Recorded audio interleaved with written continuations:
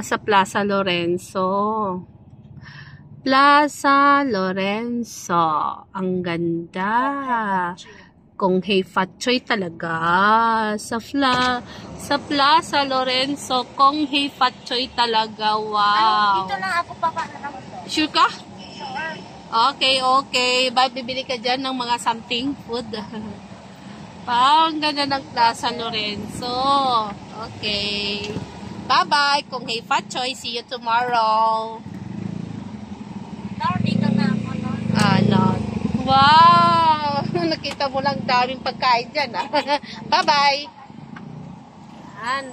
Ganito sa Plaza Lorenzo.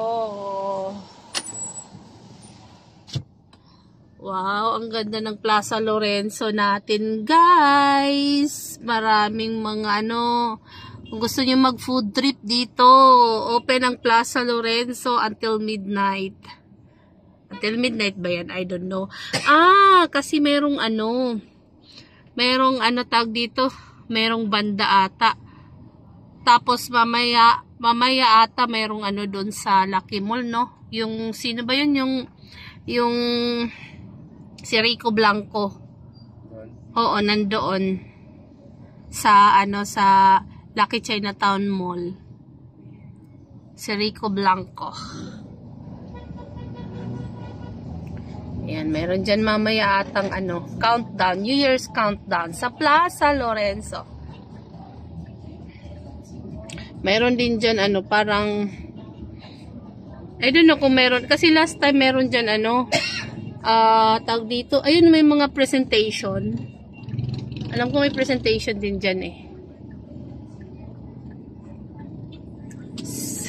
Si Bea, nakita lang na maganda yung pabaka agad siya. Na masaya yan. Mamaya maglalakad lang kami papuntang Ungpin.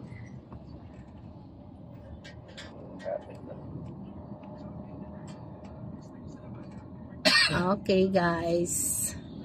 Yan ang mga kaganapan ngayon. Hindi lang ako lumabas.